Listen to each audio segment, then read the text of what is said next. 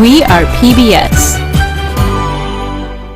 Next on News 7, why your kitchen may just be the most dangerous room in your house. We gotta get out of here. Good thing Dish offered us this iPad and we signed up for the Hopper so we can watch all our live and recorded TV anywhere. Next, why your treehouse is even more dangerous than your kitchen. We gotta get out of here.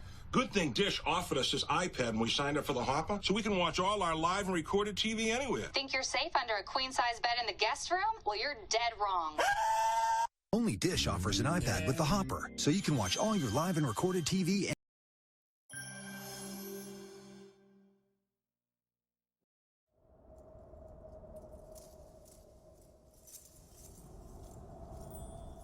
The Himalayas, where Earth meets sky.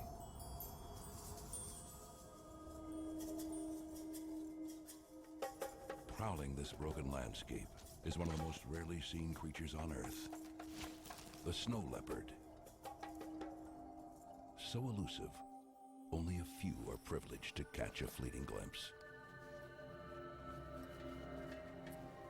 Veteran filmmaker Hugh Miles and his team spent 4 years fighting freezing temperatures and dangerous altitudes. Sometimes these mountains can seem cruel, and the sub-zero temperatures feel unrelenting. Their dogged determination is rewarded with never-before-seen footage. But glimpse it for a moment, and then it's gone.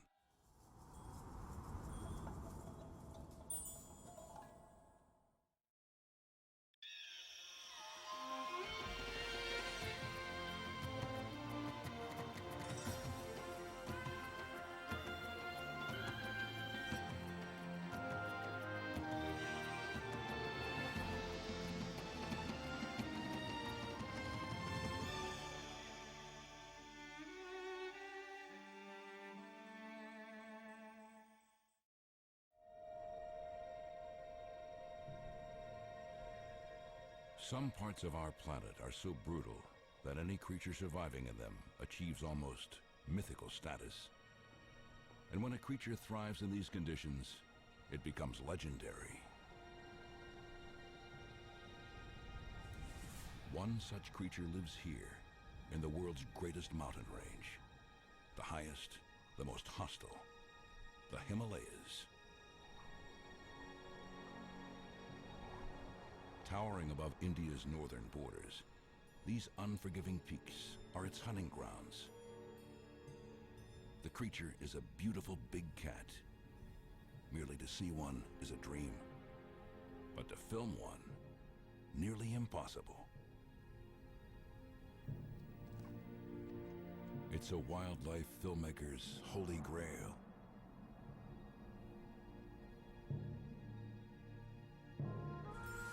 The snow leopard.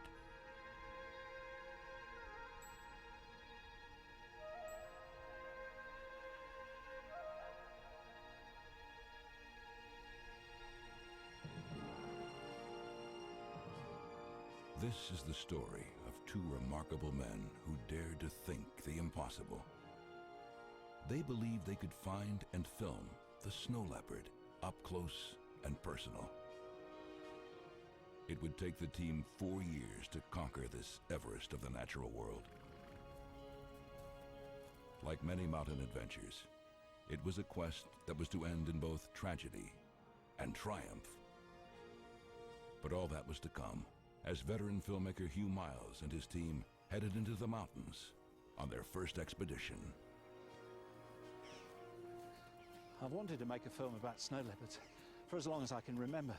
Not just because I love cats, but because the bigger the challenge, the greater the rewards. Or so they tell me. Trouble is, I think I'm probably too old to keep climbing these precipitous mountains every day. So I hired wildlife filmmaker Mitchell Kelly to spearhead the challenge. I've been crazy about snow leopards ever since I was a young fella. They're beautiful and they're rugged and they're mysterious. And they must be perhaps the most potent emblem of wildness left on the planet.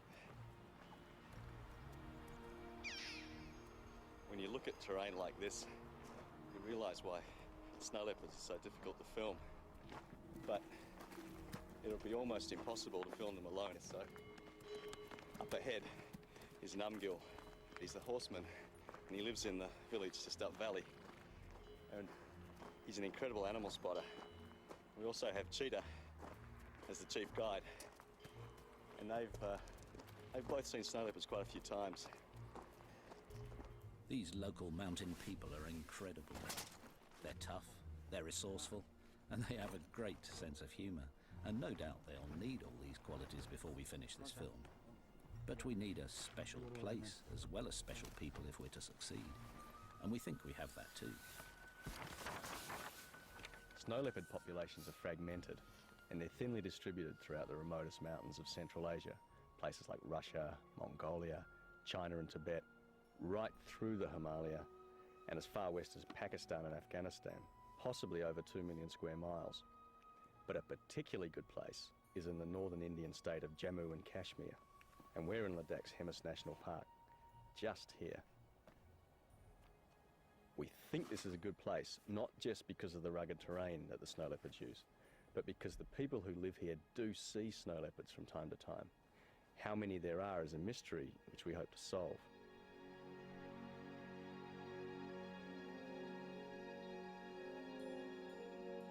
We're camping in the heart of the steepest mountains because this is supposed to be perfect snow leopard country. It's certainly tough walking country. In fact, we're probably crazy to even try to film snow leopards because they're so rare. But that's what makes them so desirable. You know they're out there, somewhere. Trying to find them becomes an obsession.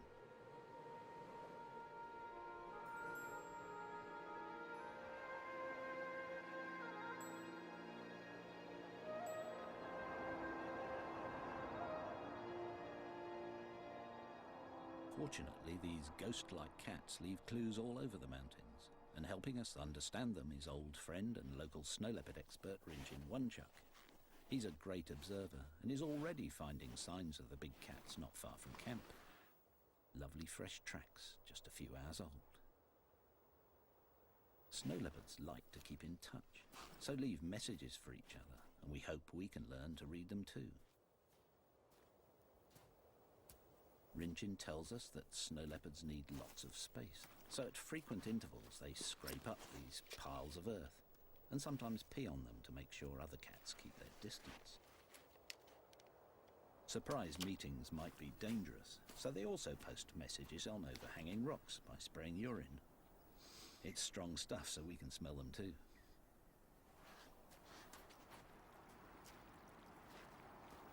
Snow leopards share these mountains with local herders, and because predators like snow leopards and Tibetan wolves occasionally kill domestic stock, the local villages are a good place for us to find out if the big cats have been seen recently.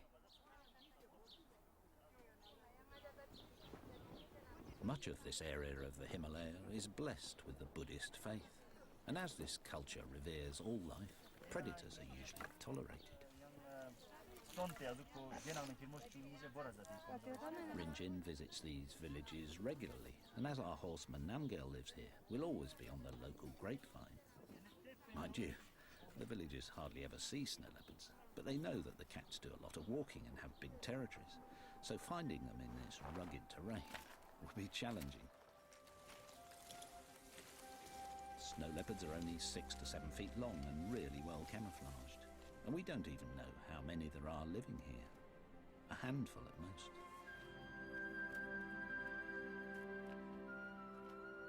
One strategy that might help is to keep an eye on the snow leopard's favourite prey in these parts, the baral, a type of wild sheep. Baral look amazingly agile on these steep cliffs, but we're told this is also the snow leopard's favourite hiding place. So baral are always on the lookout for the superbly camouflaged cats. If they see a snow leopard, the baral should alert us, so we watch them carefully, but whenever possible climb down to base camp at night. Working at 15,000 feet isn't far up by Everest standards, but it's high enough to make the lack of oxygen a potential killer. Sleeping lower down is safer, and in this cold, returning to camp is a welcome relief.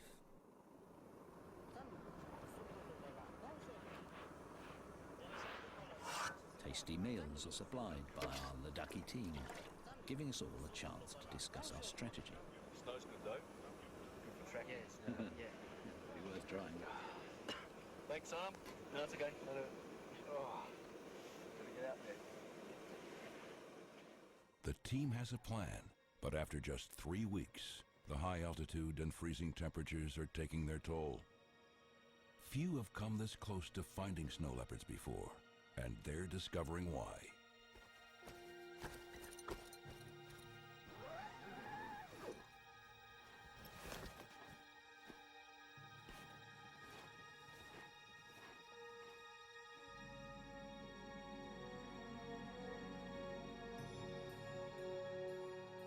All the walking has been with a purpose, for the team has been collecting every clue they can find. It means Mitchell can now get down to some clever detective work and maybe outsmart the snow leopards. Whenever any of us has found a pug mark or a fresh scrape or a rock spray or heard a vocalization, I've marked it on this map of the area, and all of a sudden there are enough maps for a pattern to emerge. It seems that the snow leopards are favouring just the easiest routes to travel on, and this kind of information is priceless. Now we're really making progress, for by knowing about their favourite routes along the valleys and ridges, we might make a success of Mitchell's plan to get the snow leopards to take self-portraits. We've brought along some technical trickery, little video cameras that will trigger automatically when and if the cats walk through the beams. They're like a home security system and work day and night. For lighting is provided by an infrared lamp which the cats can't see. So by the time we've buried the cables and hidden the cameras, the snow leopards won't be frightened by them. Well, we hope not. Yeah, that's triggered. That's nice. You should be able to see the snow leopards coming up the valley and right past the camera. Now we have to wait for the pussycats. Their plan seems good, but it's 5 weeks since they've started, and they still haven't seen a cat. And with the mileage piling up, the team is struggling.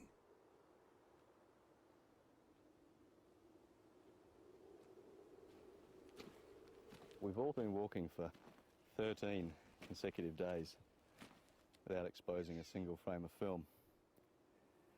And I guess I should be getting discouraged, but patience always was going to be a big part of making a film about snow leopards.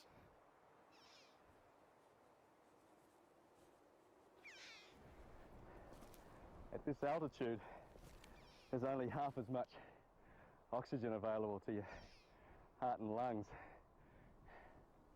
Trying to learn to think like a snow leopard. I just wish I could breathe like one.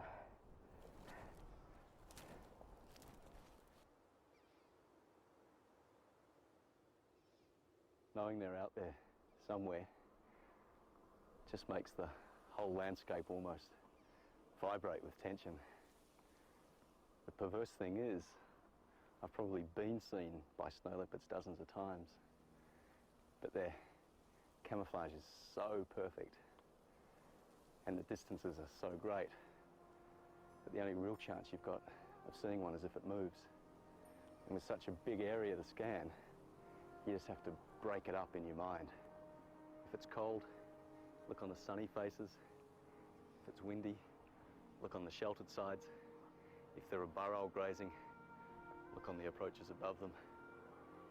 The snow leopard has to be there somewhere.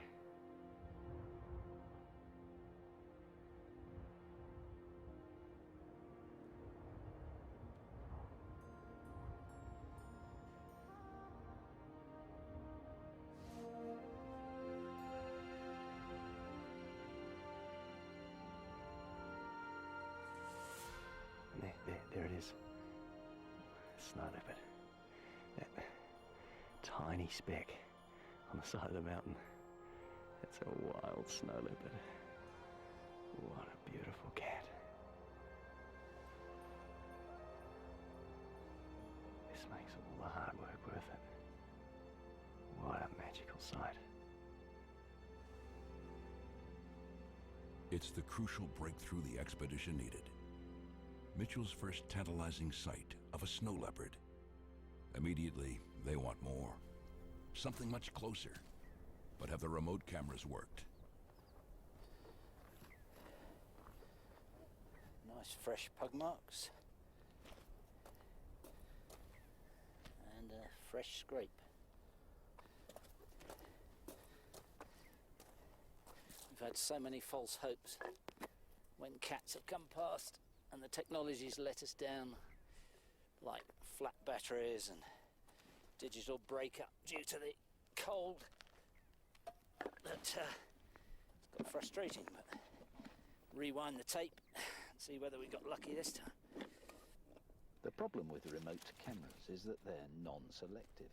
And as the snow leopards share these tracks with the locals, we capture plenty of useless images. We just rewind the tapes to use them again and hope for better luck. Oh, we have got lucky. It's a snow leopard.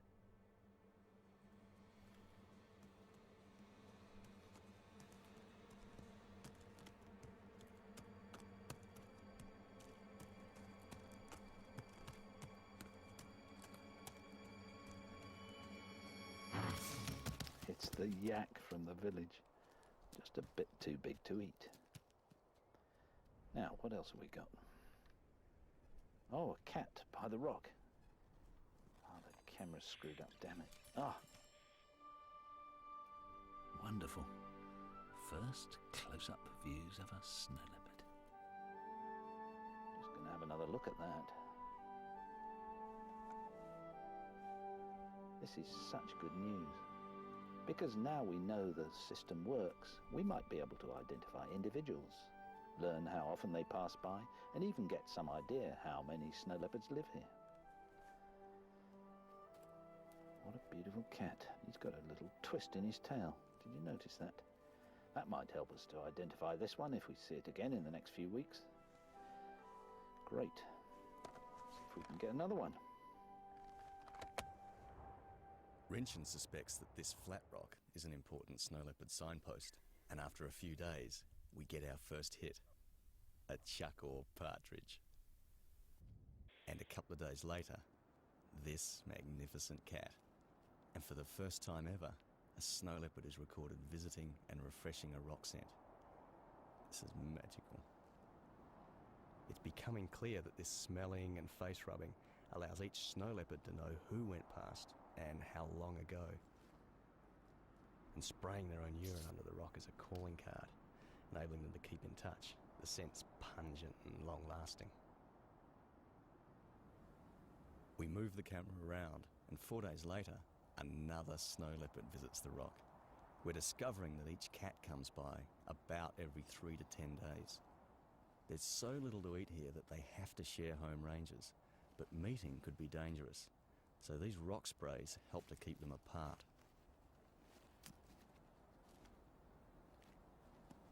We've hidden 4 cameras in various spots, but things often go wrong. This tentative snow leopard took so long to approach that the camera turns off just after it enters frame. A real breakthrough comes when this female leads 2 young snow leopards through the shot. A breeding age female is terrific news. Since her youngsters are about a year old, it would be reasonable to hope for a litter of little cubs in about 18 months' time, and that would be a real prize. We're excited to be getting such lovely pictures of the cats, and we hope that these images will help us to identify individuals from the patterns on their beautiful coats. But it's proving tricky. They say a leopard never changes its spots, but snow leopards do, especially when they're walking, because their thick fur moves so much.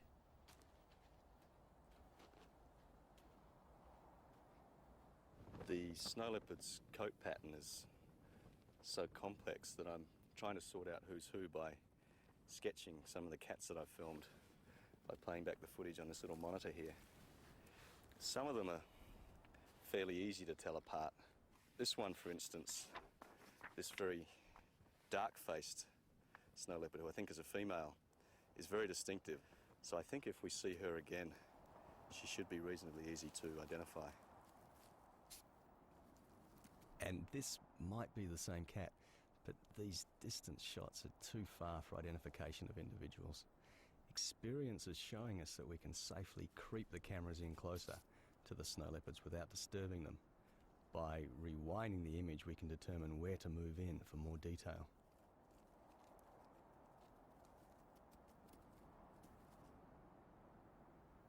We try hard to decipher which marks separate individuals reliably. We assume the face is important, but is it the fronts or backs of legs or the patterns on the top or bottom of these exquisite tails?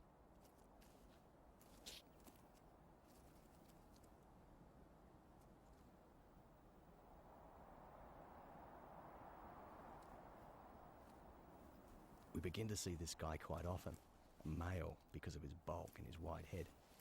We hope we'll be able to recognise him if we see him again, even at a distance, because he's a slightly yellowish colour and he carries the end of his tail with a distinctive twist.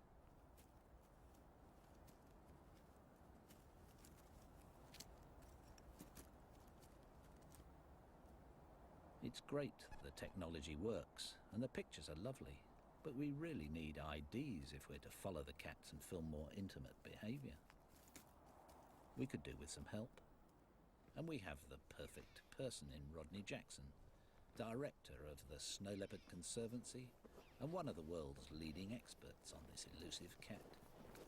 Okay, good sight.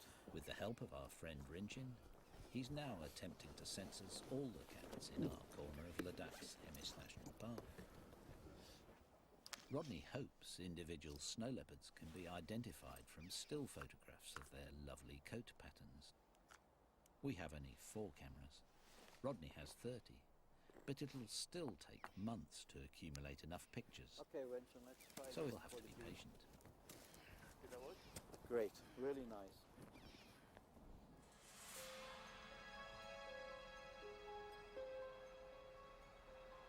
Sometimes these mountains can seem cruel. We're living up here at 12,000 feet for weeks on end, and the sub-zero temperatures feel unrelenting. And then, every time we want to film a snow leopard, it seems to involve a really grueling climb of up to 3 hours. But the other day I was amused to see that we weren't alone in finding this place hard. I was watching a snow leopard climbing up this ridge, and it kept on having to stop to catch its breath.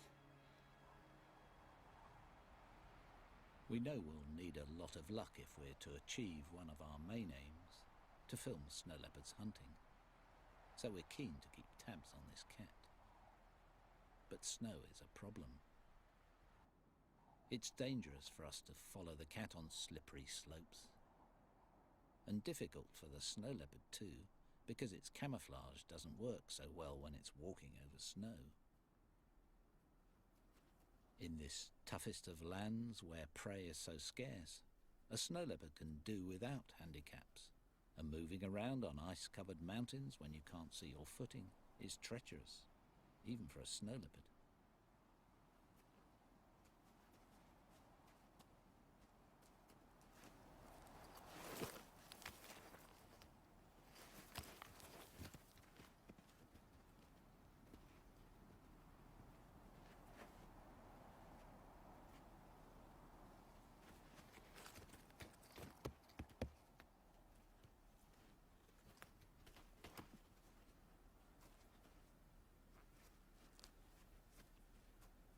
Despite the conditions, snow leopards have to keep travelling, not just to find prey, but to mark their home ranges. When it's snowed, it's easy to see how overhanging rocks provide protection for the messages left underneath by each passing cat.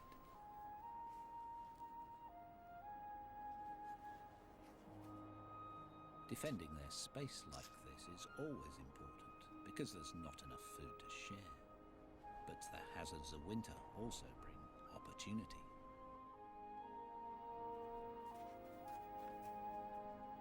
It's a big chance for Hugh and his team, too. Snow leopards have never been filmed hunting, and now is a great time, because their most important prey, the burrell, are starting their mating season. And that means they may be a bit distracted.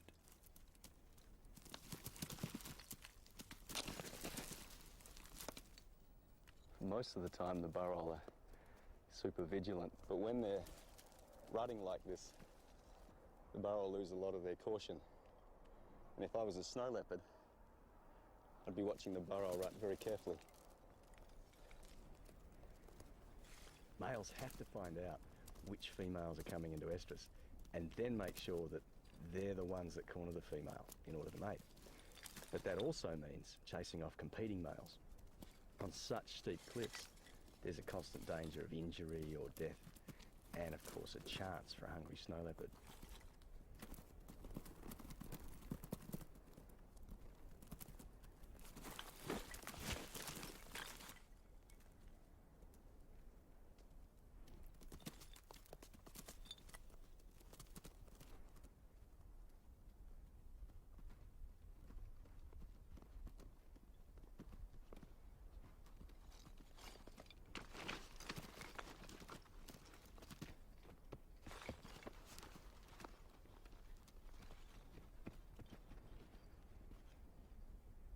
After the rut, the snow leopard's chances of hunting success increase still further because the male burrell are exhausted and must find food to replenish their wasted bodies.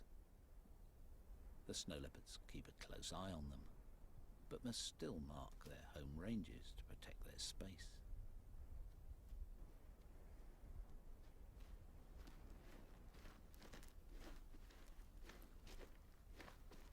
Snow leopards overlap ranges with each other, but also tried to avoid meeting for fear of potentially dangerous conflict. And this is not their only problem. What strikes me about this place is the deafening silence. It sounds devoid of life, but feels really tense. For the animals out there are fighting an elemental battle against hunger and cold.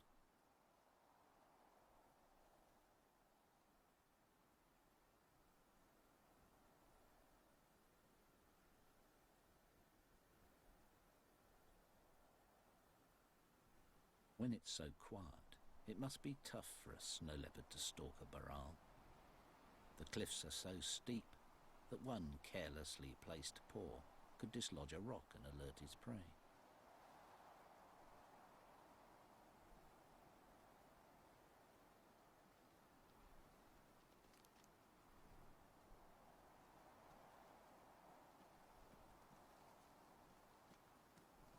We think this is the local male, the one with the twist in his tail. He's making good use of his superb camouflage and his great stealth. With that thick-set, muscular body, short, powerful legs, and that gorgeous long tail to counterbalance during swift turns on steep slopes, he's the ultimate mountain killer. There's so little food at this time of year that the burrell have to dig for roots, and with heads down like this, they're vulnerable. But the scars of a snow leopard's claws and teeth on this one's neck shows that the attacks can be shaken off.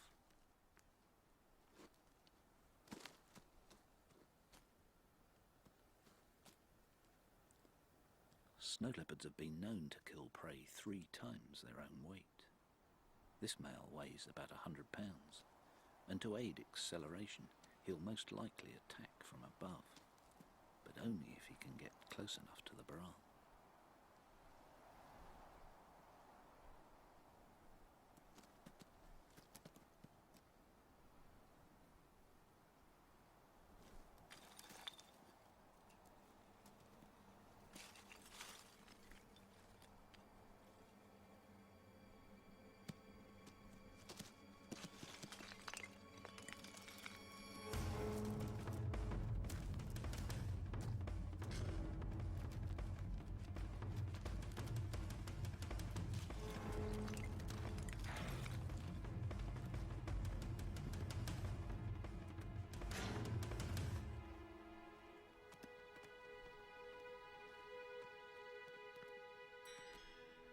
We couldn't believe our luck We'd started out thinking we'd be lucky to even see a snow leopard, and Mitchell had just filmed the first ever shots of one hunting. It's a great step forward. We weren't the only ones to witness the hunt. We're told that Tibetan wolves are the snow leopard's main competitor, and though they also hunt burrell, they're not averse to scavenging. The wolf doesn't know the snow leopard failed and will try to steal the kill it thinks is hidden somewhere nearby. Facing such a threat, snow leopards simply avoid wolves. It's easy for them to just disappear.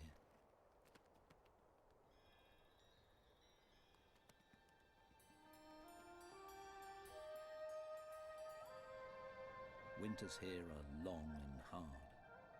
Summers all too brief. The growing season is short. The only moisture provided by melting snow and a sprinkle from India's monsoon rains. The burrell climb higher, followed by snow leopards. And since one of our ambitions is to film snow leopard cubs, and they're born in the summer, Mitchell goes up searching for them. One of the best places to look for snow leopards in summer is a marmot colony. These plump rodents hibernate in burrows in winter, but as the snow melts, they emerge to become prey for snow leopards. Marmots are also a favourite prey of golden eagles. Living in a place where food is scarce, marmots make a tasty meal, so are always wary and alert. But they must eat too, for summer's new growth provides the fat to survive the long winters. They just have to risk exposure to attack.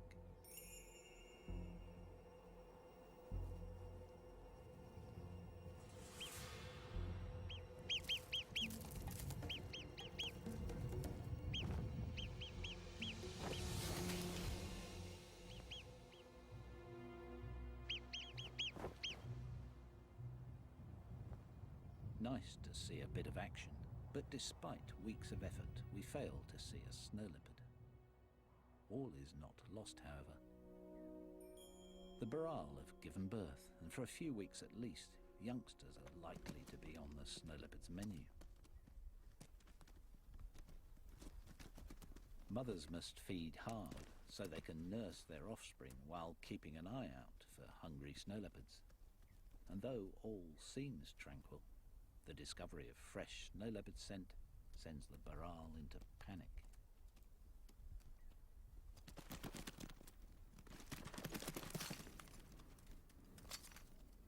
At the slightest hint of a snow leopard's presence, the youngsters are programmed by evolution to run for cover on the cliffs. Even if this is where the snow leopards would most likely be hiding. But if they are, we aren't seeing them. In fact, Mitchell's been trying for several months to get the cats more confident by leaving his human scent on remote cameras nearby. We feared the technique might have frightened them off. We were wrong. Well, after all the frustrations and the bad weather, we've finally broken the drought, and we've filmed a snow leopard in summer. The plan that I had to start to get the snow leopards used to my presence has paid off with spectacular results. I think it's the two cubs we filmed last winter. The other one is in the distance. I'm sure it's the male that's close to the camera. He's obviously either smelt me on the camera, but he's found it and he's accepted it. And that's a major breakthrough now in what we can do.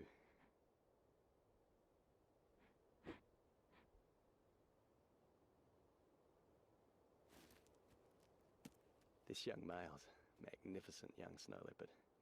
He's got so much spunk. I've got to rewind this and look at this again, because this interaction with the camera is gorgeous.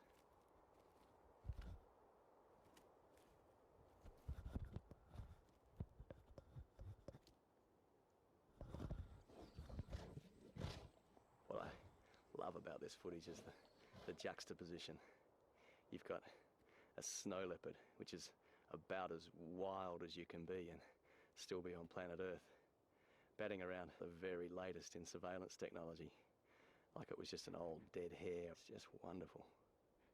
That really sums up for me the essence of the snow leopard, that confidence that it has in its own obscurity. It knows it's almost invisible in the landscape, and therefore it can act and travel as it likes. They're just swaggering away.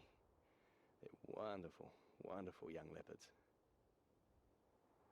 Not quite the young cubs we hoped for, but a great pair of teenagers, and according to the locals, just the age when they might get into trouble. Being inexperienced hunters, they'd be more likely to raid the local villages for a carelessly guarded goat. In virtually every part of the snow leopard's range, the big cats share the meagre resources with people, and the relationship is tense.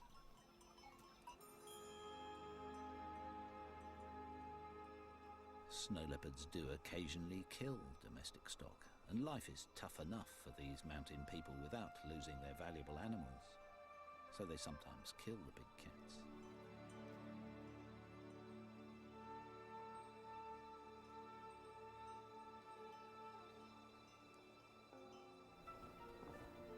Fortunately, Buddhism's reverence for life helps to protect snow leopards in these parts most of the time, but not in many areas, and the killing of cats for Eastern medicine and their beautiful coats continues. Just the other day, we found a trap with fresh bait in it, designed to capture wolves as well as snow leopards, with steep walls to prevent escape. It was a sharp reminder of how immediate the threat is to the snow leopard's future. It's thought that fewer than 5,000 snow leopards survive in the wild, and this number is falling, so they're officially designated as endangered.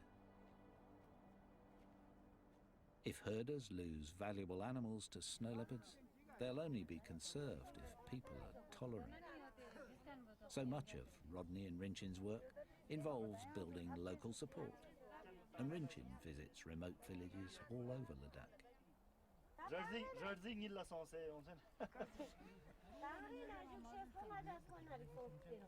He listens to their problems and encourages careful management of sparse grazing. Good husbandry means wildlife increases, and so does wildlife tourism. This provides the villagers with alternative income, which takes the pressure off predators. If poaching is to be detected and stopped, it'll be vital to identify individual snow leopards in the population. That's one of Rodney and Rinchin's goals with their camera traps, and it's our hope that the information they've been collecting will help us track the leopards and film their most intimate behaviour. So this is your study area, is it, Rodney? Yes. Covers an area of about 100 square kilometres. Oh, I see, the whole watershed, and camp's here, isn't it? Right, that's our camp. And you can see rock sands located along the intersecting valleys. They used by literally all of the cats that come through the area. Looks like traffic chaos. Indeed, and these circles show where we place camera traps. They have to be located very strategically because our aim here is to photograph all the snow leopards so that we can get an accurate count of the animals. And how many different cats have you identified? To date, we've identified 5 resident cats and maybe another 2 to 3 transient animals. Great pictures. These are the movements of the resident male. One day he walked 3 kilometers in just 2 hours. Goodness, impressive. We call him Mikbar, Ladakhi for red eye, from the fact that he has a scar above his right eye, probably inflicted by another male. A twist in his tail. We photographed him a lot. That's great. He patrols all this area. Oh, right. We got these 2 shots the other night, Mikbar following a female. Smashing. It's a sure sign that the mating season is upon us. Filming mating would have been an amazing thing to achieve, though no doubt impossible, because no one's ever even seen it before. Now Rodney's confirmed that Mikmar is the territory-holding male, It's no wonder he patrols around and marks so often, especially as this is now the mating season. Rodney says that from early January to mid-March, Mi'kmaq will increase his marking activity 3 to 5 times. He wants to make sure that he is the one to mate with any passing females.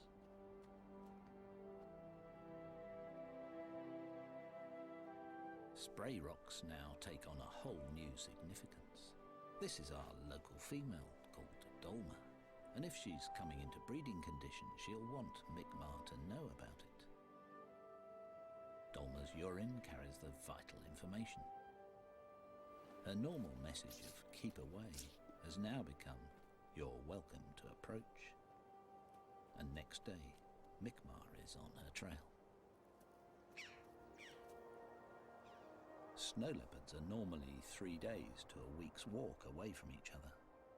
Now he's only 3 hours behind her, and next night he goes to the spray rock to pick up Dolma's message.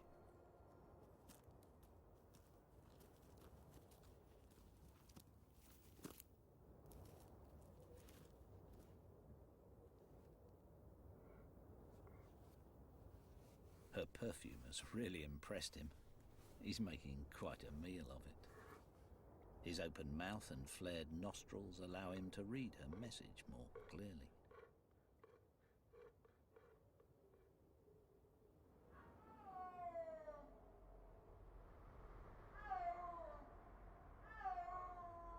That's a snow leopard calling. We think it's our dark-faced female, Dolma.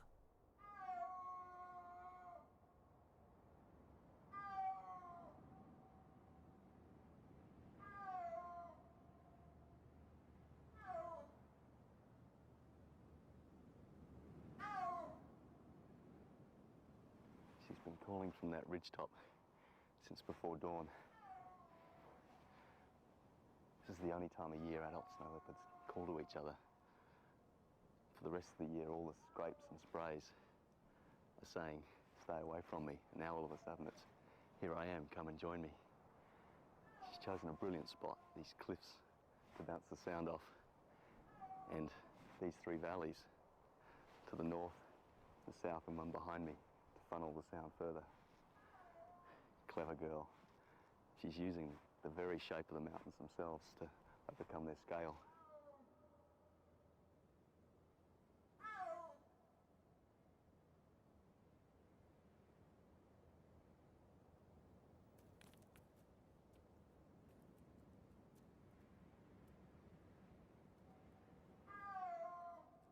This is definitely Mi'kmaq orbiting around her.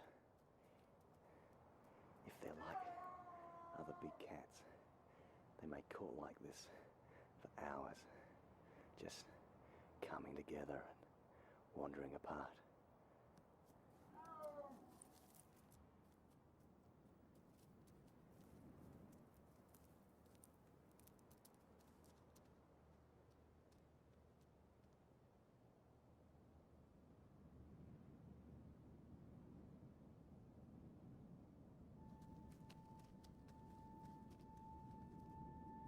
No one's ever seen a wild mating before, so I just don't know what to expect.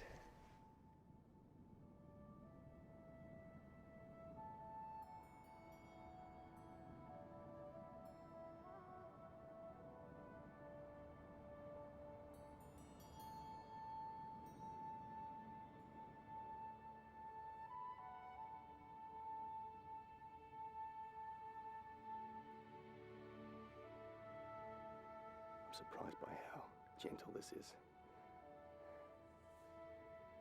These two are really taking their time. Come on, guys. You mating or just sitting together?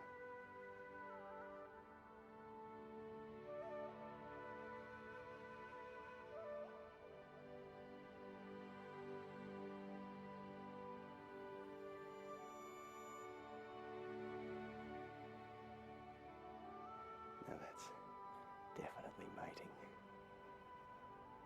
Fantastic. We need all the new snow leopards we can get.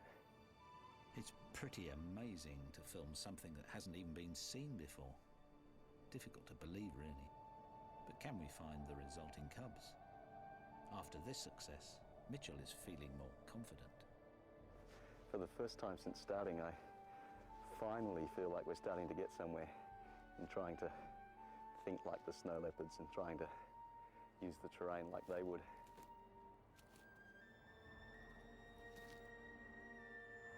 There's still a long way to go, but it feels good high up on these ridge trails, travelling and resting where the snow leopards do. But we're still behind the snow leopards, only anticipating their actions as tiny percentages of the time. The only thing to do, I think, is keep walking and keep looking. Climbing to high altitude can be dangerous, and Mitchell has already suffered from some alarming headaches. But with the promise of young cubs on the horizon, the team has new energy and determination. We'd failed to find cubs in 3 years of searching, but after witnessing the mating, Mitchell is back for a final summer attempt. Camping high at 15,000 feet, he plans to stake out Baral herds in the hope Dolma and her cubs will show up. Finding the Baral herds is easy as usual, but there's no sign of snow leopards. And all day I'm stalked by a biting headache. I become disoriented, and by the next morning I'm staggering and vomiting. I just can't believe that after all these years, the high altitude is suddenly affecting me.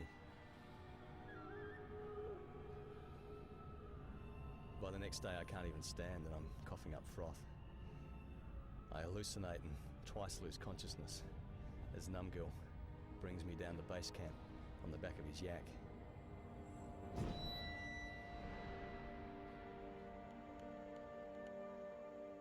Mitchell's final attempt to find small cubs nearly ends in disaster. He's close to death from acute mountain sickness. It is crucial that he be transported to a lower altitude if he is to survive. He's evacuated to the nearest hospital.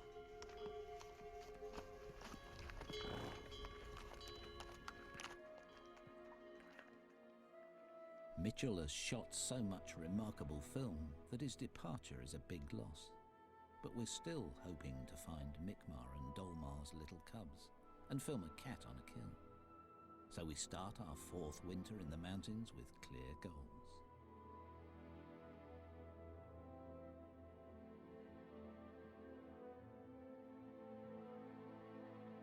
Mitchell has made a good recovery after leaving hospital, but is unable to return to altitude just yet, so in his absence we press on. One of our camera sites is on a high ridge, and after a 2-year wait, Mitchell will be delighted to know that a cat has finally visited his favourite spot. Mitchell calls this the menu site, because snow leopards can survey this lovely landscape from up here and decide what they'll kill for their next meal. We're still determined to film those little cubs, or even a snow leopard feeding on a kill, and fresh snowfall is giving us a head start. We find Mi'kmaq out patrolling his territory. He seems casual in his movements, unconcerned as he spooks the herds of Baral. Wondering what he's up to, we pick up his tracks and follow him up one of his favourite valleys, hoping he'll lead us to cubs or a kill. And he does. We've obviously disturbed him off this dead Baral, and in a panic quickly snatch a few video shots of the carcass because we've spotted him up on a ridge.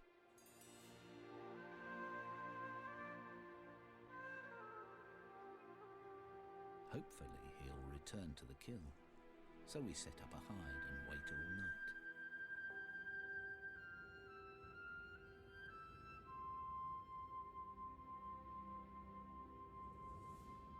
At dawn, we spot Mi'kmaq on guard nearby.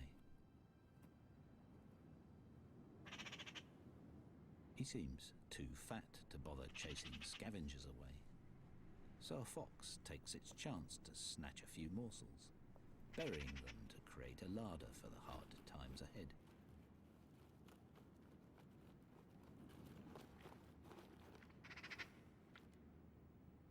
Within an hour, Mi'kmaq is back.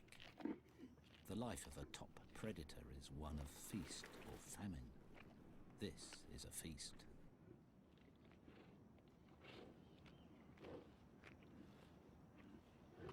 No doubt Mi'kmaq is relieved to get a good feed, and we're relieved too. For after 4 years, we finally have our close-up shots of a snow leopard feeding on a wild baral kill. It's a privilege and a rare sight. In fact, it's difficult to express what a thrill it is to get probably the closest film ever taken of a wild snow leopard. There's also a sense of fulfillment, because over the years we've got to know a snow leopard well enough to give him a name. And Rodney's confirmed that Mi'kmaq is just one of 5 local cats, with about 3 other transients identified too. It's these interlopers that Mi'kmaq has to keep out, and his scarred face suggests he's had a long and violent life protecting his patch.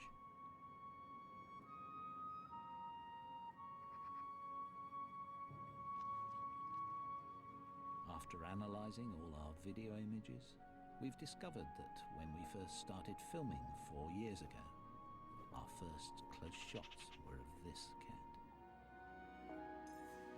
It's nice to know that Mi'kmaq and the team go back a long way.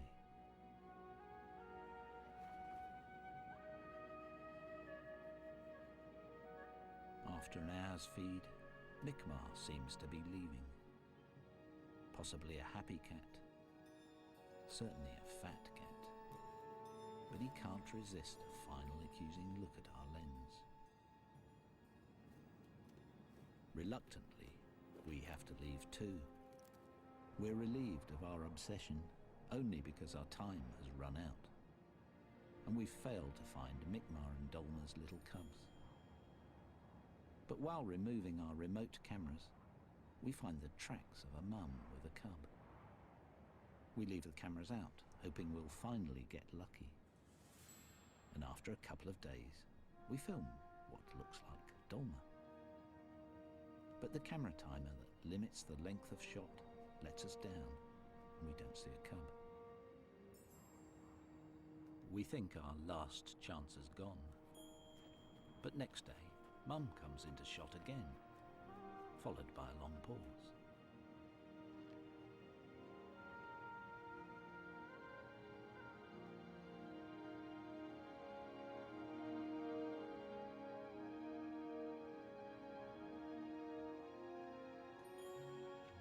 After 4 years, we finally have our picture of a fluffy little snow leopard cub. Then it vanishes, like a ghost, as if to convince us that snow leopards really are impossible. The elusive cat has finally beaten us, for we haven't filmed a successful hunt or a mum with little cubs. But I guess that's how it should be. For 4 years, Hugh Miles, Mitchell Kelly, and their team have tracked these beautiful cats across the roof of the world. They've brought back the most remarkable images ever seen of snow leopards. But despite their success, they've given us just a tantalizing glimpse. Protected by this fortress of mountains, the snow leopard's veil of secrecy still remains, and much of their elusive lives continues to be a mystery.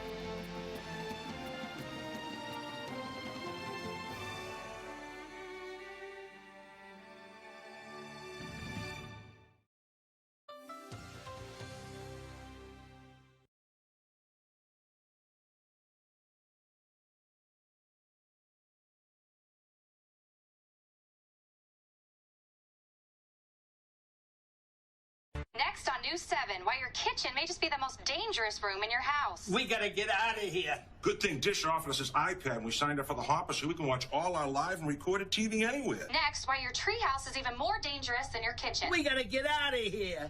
Good thing Dish offered us this iPad and we signed up for the Hopper so we can watch all our live and recorded TV anywhere. Think you're safe under a queen-size bed in the guest room? Well, you're dead wrong. Only Dish offers an iPad with the Hopper, so you can watch all your live and recorded TV. We are PBS.